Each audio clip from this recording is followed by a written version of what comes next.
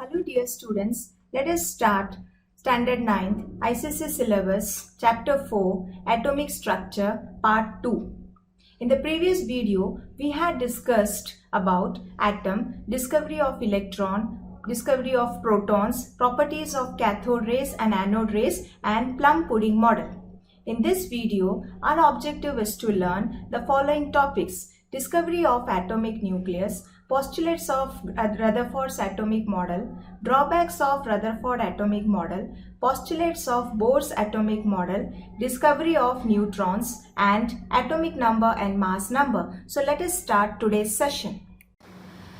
Let us start today's session with the topic discovery of the atomic nucleus. Children, let us first find that who discovered the atomic nucleus and how it was discovered. That means what was the experiment. Lord Rutherford in 1911 discovered the atomic nucleus. Lord Rutherford was a scientist who discovered the atomic nucleus. Okay, now what he did? He allowed or he directed some alpha particles towards a metallic sheet. Okay, he directed some alpha particles towards a metallic sheet. Now, what do you mean by alpha particles? Alpha particles were emitted from the element radium. Okay, so how can you define alpha particles? Alpha particles are positively charged helium atoms, okay, containing 2 protons and 2 neutrons. Okay, or we can say that alpha particles are formed by removing 2 electrons from helium atom. Okay, he directed some alpha particles towards the metallic sheet and he made some observations and conclusions from his experiments. So let us find out what was the observations and conclusion made by Lord Rutherford during the experiment. First conclusion, he found that some alpha particles went straight through the metallic foil. So from this observation, he concluded that an atom on the whole is relatively empty. Okay, he made this conclusion because if alpha particles are moving straight through the foil, that means empty spaces are available. Okay, now second observation, some alpha particles deflected slightly. See, here you can see some alpha particles were deflected slightly. That means he concluded that a concentrated positive mass is present.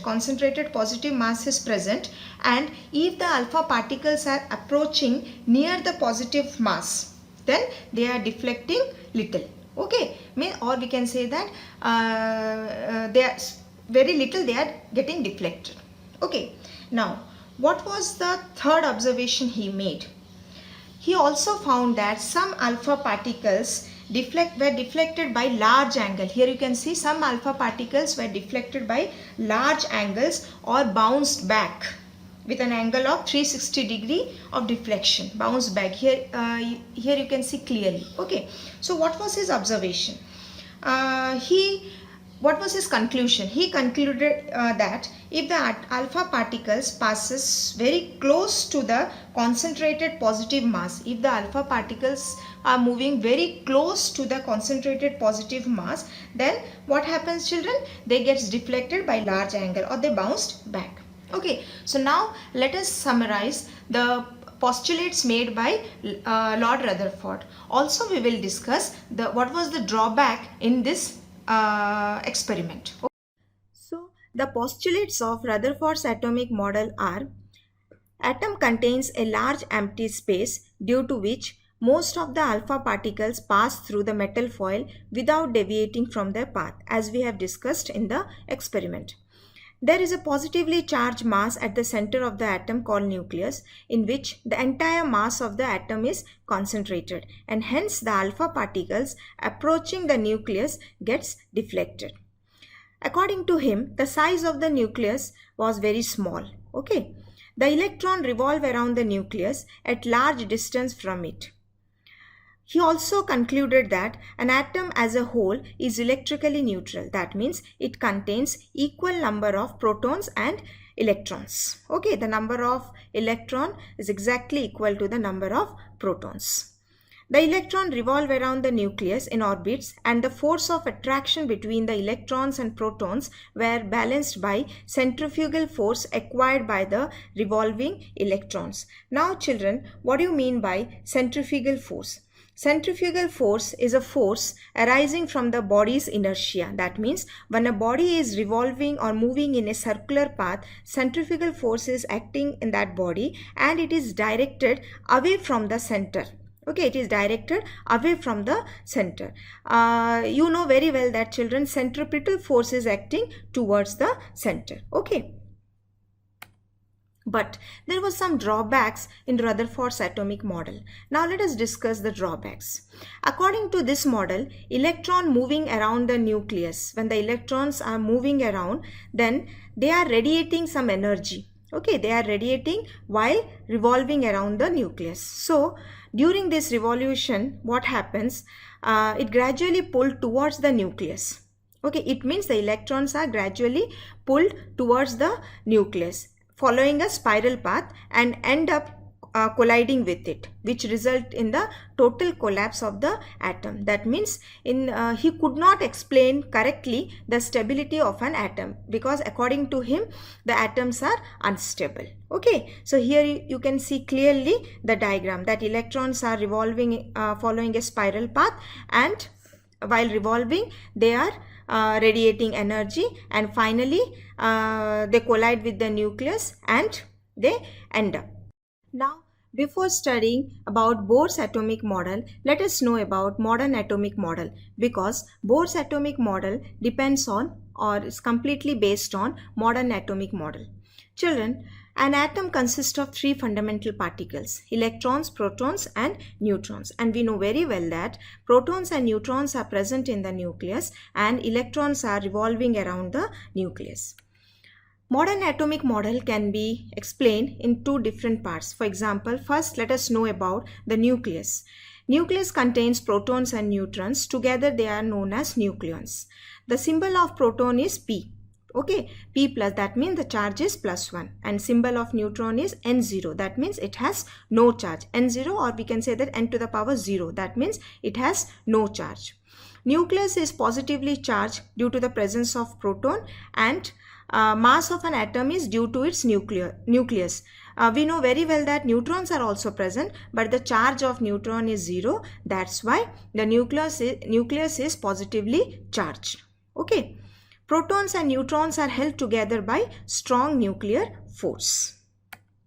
Now let us learn about electrons. Electrons are revolving around the nucleus, okay, in a fixed orbit called shells. These shells are known as energy levels or energy shells. The symbol of electron is e to the power -1, that means the charge is -1, and electrons are of negligible mass. The closest shell is having least energy and the farthest shell carries most amount of energy. The outermost shell is called valence shell and the electrons present in it is called valence electrons. Okay. Now let us learn about the postulates of Bohr's atomic model. According to Bohr's atomic model, the electrons revolve around the nucleus in fixed orbits called shells or energy levels, which is associated with fixed amount of energy. Children, we know that according to Rutherford's atomic model, electrons are revolving around the nucleus, and while revolving, it radiates energy, and finally it collides with the nucleus and ends up, which was the failure of Rutherford's experiment. But according to Bohr's atomic model, while revolving around the nucleus, electrons does not lose or gain energy.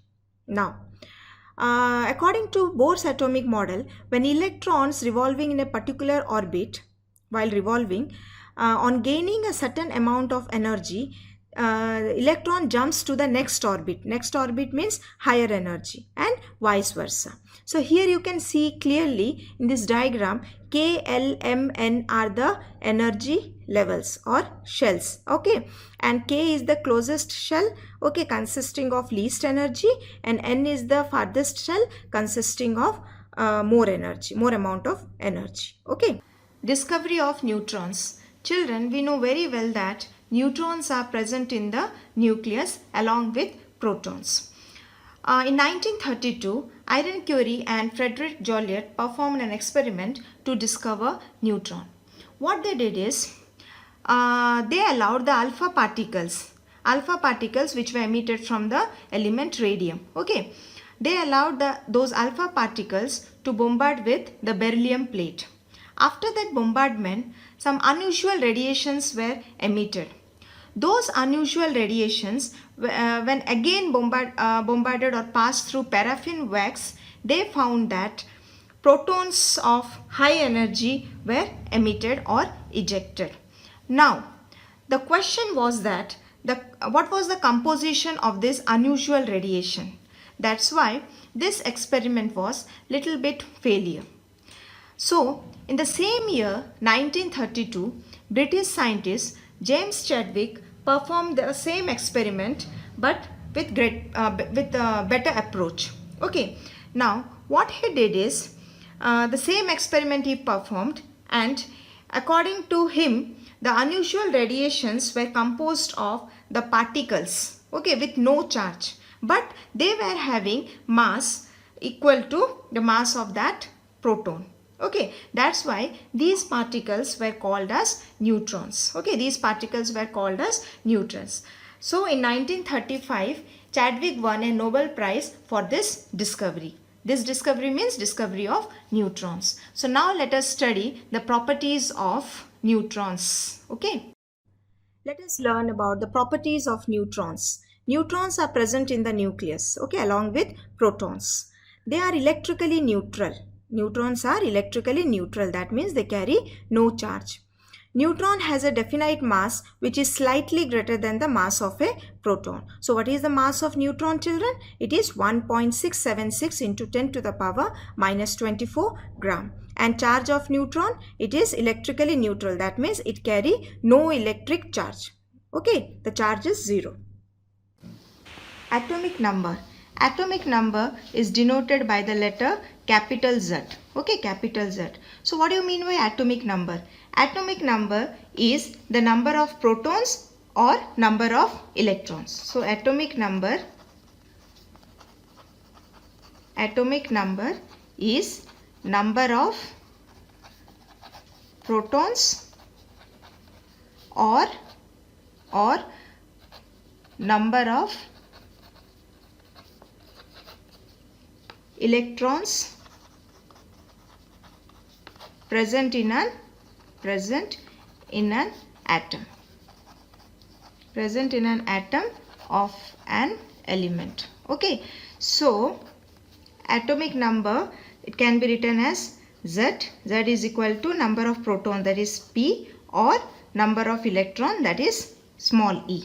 Okay, so if the atomic number is Z, then what will be the number of protons? It will, if the atomic number is Z, and if it is consider that the atomic number is 12, so what will be the number of protons? It will be 12, and number of electron will also be 12. Okay, so the formula in order to find the number of atomic number is equal to number of protons or number of electrons. Okay, this is the formula. Now, mass number. What do you mean by mass number?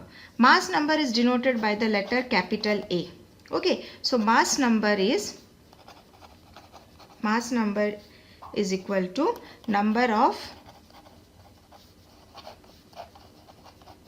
protons plus number of neutrons. Okay, number of protons plus number of neutron. Mass number is denoted by capital A. So A is equal to P plus small n. We know that Z is equal to P. So this formula can be written as A is equal to Z plus N, or N is equal to A minus Z. So by using this formula, you can find out the number of neutrons. Okay, and this is the formula to find out the atomic mass. We can use this formula also in order to find out atomic mass. Okay, now notation of an element. Children, how an element is generally represented? It is represented by its atomic number. Okay, its atomic number and also by its mass number. Okay, so generally we are writing like this: element,